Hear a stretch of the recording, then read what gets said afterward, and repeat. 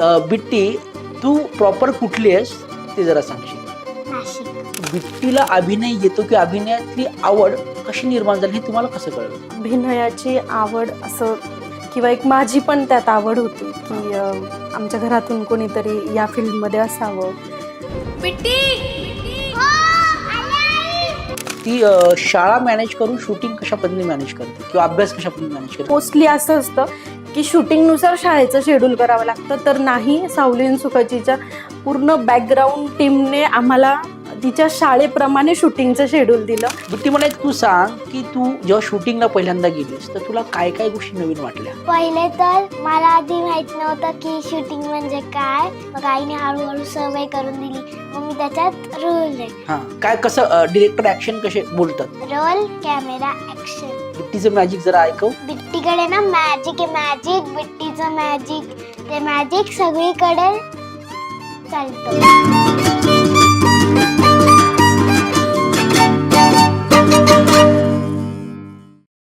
ताई दादा आणि बिट्टी, माझ्या या हलक्या फुलक्या कार्यक्रमात म्हणजे हलक्या फुलक्या गप्पा विथ हेमराज ह्या कार्यक्रमामध्ये तुमचं सगळ्यांचं स्वागत आहे. आता बिट्टी म्हणजे आपण पूर्ण महाराष्ट्राला माहिती आहे की बिट्टीची ओळख आहे बिट्टी या कॅरेक्टरची किंवा बिट्टीची, पण तिचं खरं नाव माझ्या प्रेक्षकांना जाणून घ्यायचंय, तर तू तुझं खरं नाव प्रेक्षकांना सांगशील? आरंभी अभिषेक उबाळे. आता ही बिट्टी, तू प्रॉपर कुठली आहेस ते जरा सांगशील? नाशिक. नाशिक. ताई, मला एक तुम्हाला असा प्रश्न विचारायचा आहे की बिट्टीचं काम तर पूर्ण महाराष्ट्राने बघितलेलं आहे, हो. पण पालक म्हणून की बिट्टीला अभिनय येतो की अभिनयातली आवड कशी निर्माण झाली हे तुम्हाला कसं कळलं? अभिनयाची आवड असं आपण म्हणतो ना की बॉर्न ऍक्ट्रेस असलं की आपल्याला लक्षात येतं की किंवा एक माझी पण त्यात आवड होती की आमच्या घरातून कोणीतरी या फील्डमध्ये असावं. आणि योगायोगाने मला मुलगी झाली आणि मग मला असं वाटलं की माझे जे काही स्वप्न आहे किंवा ती ज्या पद्धतीने आहे तिला आपण या क्षेत्रात टाकूया. मग सुरुवातीला आवड असं नव्हतं, कारण तिला काय करतोय हे लक्षात नव्हतं येत, म्हणजे माहिती नव्हतं.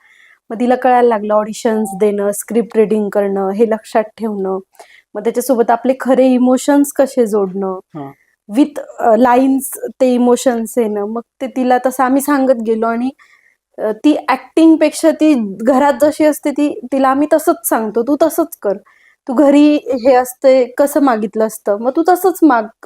त्यामुळे ते असं ऍक्टिंग म्हणून आम्ही कधी तिला ते चॅलेंज दिलं नाही, तू जशी घरात आहेस तशीच तिथे कॅमेरा समोर बाळग, असं आम्ही तिला. ही गोष्ट बरोबर आहे ताई की ह्याच्या अगोदर समजा की ही पहिली सिरियल होती ना ती सावली होईन सुखाची, तर ही ऍज अ लीड कॅरेक्टर तिथे पूर्ण महाराष्ट्राला माहितीच आहे. महत्वाची गोष्ट ही आहे की आता सिलेक्शन कसं झालं तिचं? सिलेक्शन जसं ऑडिशन्स आपल्याला माहिती की ह्या सिरियलसाठी ह्या वयोगटातली मुलगी हवी आहे. मग आम्ही प्रोफाईल पाठवलं. मग 15 दिवसांनी तिचं प्रोफाईल सिलेक्शन झाल्यानंतर आम्हाला मग ऑडिशनसाठी कॉल आला. मग घरून फर्स्ट ऑडिशन पाठवलं. मग पुन्हा ती शॉर्टलिस्ट झाली त्यातून. मग पुन्हा काही ऑडिशनसाठी अजून वेगळ्या अँगलने तिचं तुम्ही कसं अजून ते त्यात कसं इम्प्रुव्हमेंट करून वेगळ्या वेगळ्या पद्धतीने त्याच लाईन्स कशा तुम्ही बोलून घेणार, मग तसं तिच्याकडनं आम्ही पाठवलं. म्हणजे मला आठवतंय आमचा संडेचा तिचा दिवस होता, तो आम्ही फक्त ह्या सिरियलचं ऑडिशन देत होतो फुल डे. सकाळी 8-9ला स्टार्ट केलं होतं ते रात्री 8-9 पर्यंत एक 1-1.5 तासाच्या गॅपने त्यांना अँगल वाईज त्यात काही तिच्या कुठल्या लाईन्स मध्ये इम्प्रुव्हमेंट असं आम्ही ऑडिशन देत होतो. असं पूर्ण एक जज की तिचा फेस कसा दिसतो, वेगवेगळ्या अँगलने ती कशी दिसते, प्लस तिचे इमोशन्स किंवा ती बोलते की नाही, असं सगळं ऑडिशन तुम्ही. लाईन्स थोड्या टफ होत्या आणि त्यात खूप वेगवेगळे इमोशन्स होते प्रत्येक लाईन्सला आणि त्यांना ते ती कसं करेन ते त्यांना हवं होतं. मग त्या हिशोबाने आम्ही आता मी सोबत बिट्टीवर शूट केलेलं आहे, तर ती इंग्लिश मिडियमला आहे आणि मराठी मुलीचं ती कॅरेक्टर करते. तिला मराठी वाचता येतं का किंवा त्या गोष्टींचा कशा पद्धतीने, कारण लहान मुलांना इंग्लिशचं जास्त ओढ आहे ती, कारण इंग्लिश मिडियमला आहे, तर त्याच्याबद्दल तुम्ही कशी तयारी करून घेतली त्याच्याकडून? आता सध्या आपण बघतोच आहे की जसं कॉम्पिटिशन चालू आहे बाहेर आणि मुलांना आपण इंग्लिश मिडियमलाच टाकलं पाहिजे, मुलांना फर्स्ट इंग्लिश आलं पाहिजे. पण ह्याचं क्रेडिट मी तिच्या बाबांना देते की ते नेहमी तिला आठवण करून देतात की आपण इंग्लिश मीडियम मध्ये जरी शिकत असलो आपली मातृभाषा मराठी आहे, आपण सगळ्यात पहिले त्या भाषेचा वापर जास्तीत जास्त करायचा आणि जिथे तो वापर उपयोगाला नाही येते ती भाषा, समोरच्याला कळत नाही, त्यावेळेला आपण दुसरी भाषा वापरायची. हम्म. पण शक्यतो आम्ही तिला घरात असताना मराठीच बोल, किंवा आपण महाराष्ट्रात राहतो, आपली मायबोली मराठी आहे, तर मग तू ते जास्त तिथे आम्ही लक्ष देतो की ती तेवढं जास्त मराठी कसं बोलू शकेल, किंवा ती इंग्लिशही बोलू शकेल, हिंदी पण बोलू शकेल, पण जी आपली भाषा आहे ती मातृभाषा. विसरली नाही पाहिजे तिने. कारण हिंदी शिकू शकते, इंग्लिश पण शिकू शकते, पण एकदा आपली जी मातृभाषा आहे ती त्याचा विसर पडला तर ती शिकणार कशी? मग ती शिकवण आम्ही लहानपणापासूनच रुजू केली की ती हा. कुठेही कुठल्याही लँग्वेज मध्ये ती बोलली तरी तिला मराठी ही 100% येईल. बरोबर. ताई, मला हे विचारायचं आहे तुम्हाला दोघांनाही की तिचं शूटिंगचं, जसं आता ती शाळेत पण आहे, आता ती कितवीला आहे सध्या तरी? ती फर्स्टला आहे. तर ती ती शाळा मॅनेज करून शूटिंग कशा पद्धतीने मॅनेज करते किंवा अभ्यास कशा पद्धतीने मॅनेज करते? कारण हा हो. सगळ्या पालकांना प्रश्न पडतोय की लहान मुलांना अभिनय करता करता, की शूटिंग तर आपल्याला माहिती आहे की 12-12 तास 14-14 तास शूट करतो आपण, हो. आणि ती लीड असल्यामुळे तिचं एवढं तास शूटिंग तुम्ही कशा पद्धतीने मॅनेज केलं? ऍक्च्युली हा फक्त पालकांचाच नाही, हा प्रेक्षकांकडून पण मला बरेचदा समोर ऑफ स्क्रीन ऑन स्क्रीन खूप वेळेस विचारला गेलाय की तुम्ही ऍज अ पॅरेंट्स मध्ये शाळेत नाही जात का, मग ती शाळा नाही करत का? असं बिलकुल नाहीये, ती शाळेत पण जाते, ती शाळा पण करते, आणि शाळेतला ती सगळा होमवर्क पण कम्प्लीट करते, तिला टीचरकडून भरपूर म्हणजे शाबासकी पण ती मिळवते, आणि ती शूटिंग पण करते. तर ती कसं करते, तर ते थोडंसं टफ असतंय ऍज अ पॅरेंट्स मॅनेज करणं. पण ह्याच्यात जर माझी पहिली सिरियल होती जी आम्ही केली आता, त्यात सगळ्यात मोठा सपोर्ट आम्हाला दिला प्रोड्युसरांनी. आम्ही त्यांना म्हणजे खूप थँक्यू म्हणतो, नाव घेऊ शकता? Rane sir, Mahesh sir. हा. कारण त्यांनी ऑलवेज तिच्या ऍक्टिंग सोबत आम्हाला हे पण सांगत गेले की नाही, आपण तिच्या शाळेकडे पण लक्ष ठेवू, आपण तिची शाळा पण तेवढीच त्याला पण आपण तेवढंच इम्पॉर्टन्स देऊ.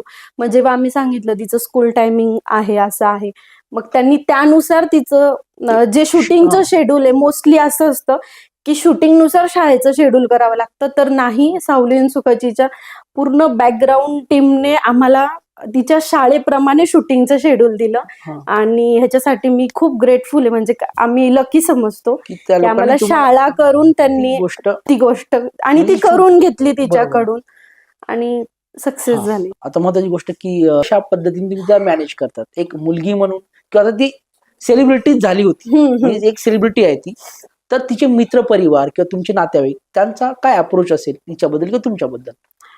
अप्रोच सगळ्यात पहिले तर आम्ही जेव्हा सेटवर जातो त्यावेळेला आम्ही घर विसरतो, कारण तिथे असतो, त्यामुळे आम्ही पूर्ण फोकस तिचं तिथेच असतं, तिथे खेळणं असू दे किंवा शूटिंग, स्क्रिप्ट रेडी.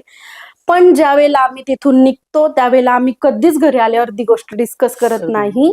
त्याचं कारण असं आहे, तिच्या 2 लाईफ सेपरेट आहे, शूटिंग लाईफ आणि जी घरी तिची पर्सनल लाईफ आहे, आणि ती आम्हाला ऑलवेज सेपरेट ठेवायची. ती घरी आल्यावर बिलकुल सेलिब्रिटी नसते, ती फक्त आरंभी असते, मस्ती करते, ओरडा खाते, भयंकर गोंधळ घालते.